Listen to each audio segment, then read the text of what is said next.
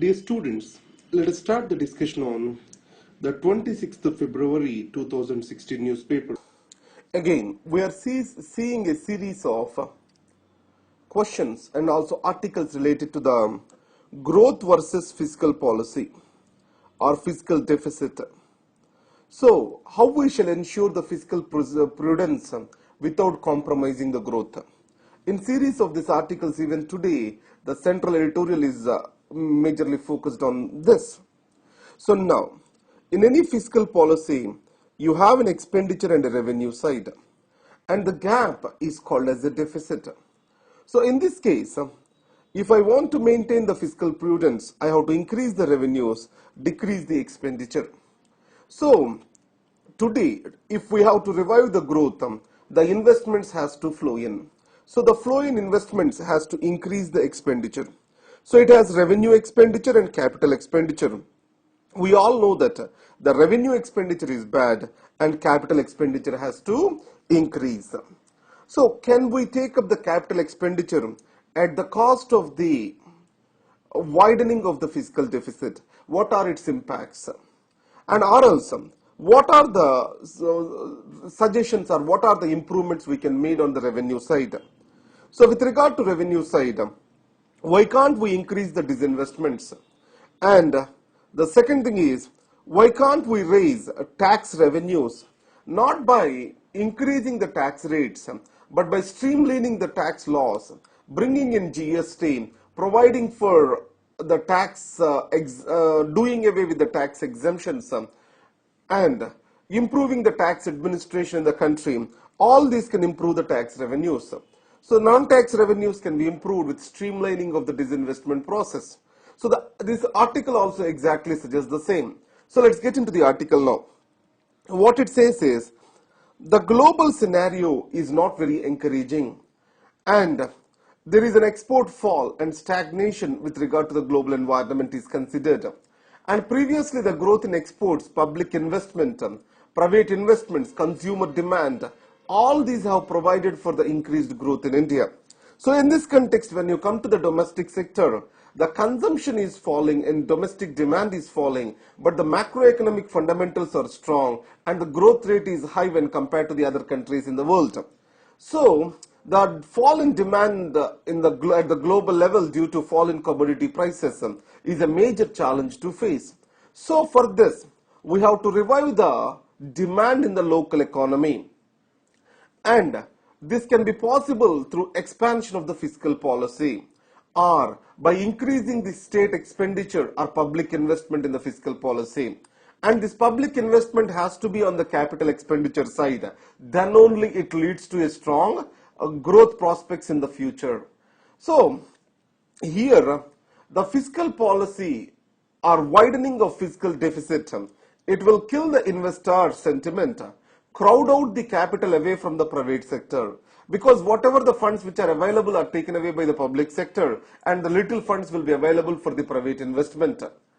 And interest rates are bound to go up, and this erodes the investor sentiment and credibility of the economy. And on the other hand, the monetary policy is not in a position to support the growth process as of now. So in this case, the banking sector and growing stressed assets are a major problem on the economy. So fixing the banking sector by creating the asset reconstruction company and recapitalization of the banks is the way forward.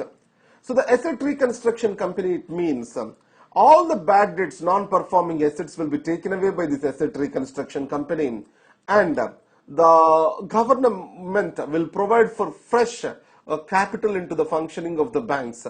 Here, the bank's functioning has to be improved by decreasing the governmental intervention, political interference in their work.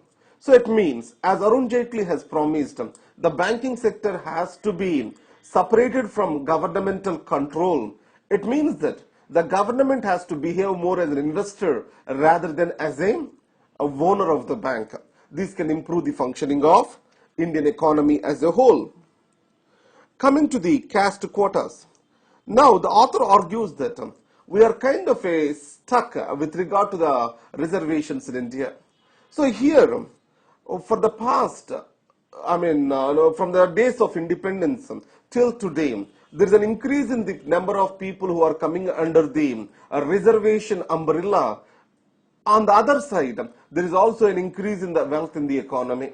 So it shows that the reservation process is far from rational, as it is expected initially. So the objective of the development is to bring many of the population towards the central stage or improve their livelihood standards, so that the reservations come down over a period of time. Unlike this, the reservations are increasing. It shows the political opportunism. So in this context, the author argues the following. The 70% of the people today are one or the other reservation in the country. So, a reliable data, an empirical exercise need to be undertaken. So, after 1930s, only in 2011 socio-economic caste census were undertaken in India, and the data is not released in 2011. So, the 2021 census shall be a time for the objective collection of the data. And after that, the reservations have to be provided in such a way, the benefits of the reservations have to be exchanged between the communities and between the people. It means that a person who enjoyed the reservation once, he shall be curtailed from enjoying it further, so that the benefits of the reservation will shift from the members in the community to the others. So, few people taking away the benefits or few elites in the community taking away the benefits can be arrested. So these are the arguments made by the author. The next is the benefits of open science. An open science initiative, it was taken by the researchers at the University of Madison compared in relation to the Zika virus. So to understand how Zika is responsible for causing the microcephaly, a open science research has been taken up. Under this, all the laboratory data will be shared across the peers, and the people on the other side of the world also can use this information to carry out their research. So it encourages the peer learning, decreases the cost on research, and speeds up the innovation during the times of healthcare emergencies. This is very much successful during the Ebola and also on HIV research. So, till now, the research methodology is always secretive, and it is competitive to find out to fund the multinational companies. So the MNCs, they always kept the research secretive for having the patents over the products and earn from that. So in this context, it has been clearly said that the Open Science Initiative is a positive step in a new direction. Coming to the rail budget, the rail budget has significantly changed the situation today, how we visualize the functioning of the railways. No new passenger trains, exceptionally good schemes are being offered. The majority of the focus is on improvising the process of working or functioning of the railways. So organizational restructuring is given a due emphasis. The passenger friendly services are improved. So with regard to organizational restructuring, the railway board is going to be reorganized on the functional lines. Along improving the timeliness of the services, there will be some team will be working on that, and providing for non-tariff revenues, another team will be working on that. It means objective-centric reorganization of the railway board is a critical step, and accountability is also increased. It is through an independent audit with regard to the services provided. Along with this, key result areas for the divisional managers and general managers of various zones.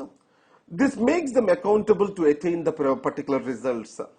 So in this context, Suresh Prabhu saw railways more as a service rather than as a governmental agency. And freight corridors, three dedicated freight corridors are introduced. They are from New Delhi to Chennai, and then Mumbai to Kharagpur, Kharagpur to Vijayawada. So this is north-south, east-west, and then eastern freight corridor, east coastal freight corridor. So these are the things which are introduced. And with regard to finances, You know this is a very difficult period for railways. On one side, the salary budget is bound to be increased because of the 7th Pay Commission recommendations. And there is a fall in passenger and freight traffic to the railways. So in this context, to improve the freight traffic, railways is about to depend upon many of the non-core sectors. More than 90% of the freight traffic of the railways now is coming from the core sectors. A diversification of the freight basket is necessary at this moment for the risk mitigation.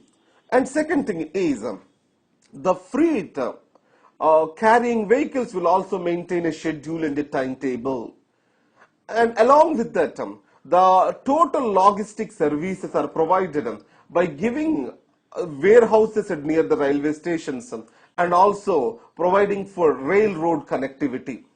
And a national rail plan, that is NRP 2030, was proposed. So it is going to take a long-term view how the railway shall be improved for. And finally, operational ratio. So operational ratio means how much we are spending out of our earnings to do a particular service.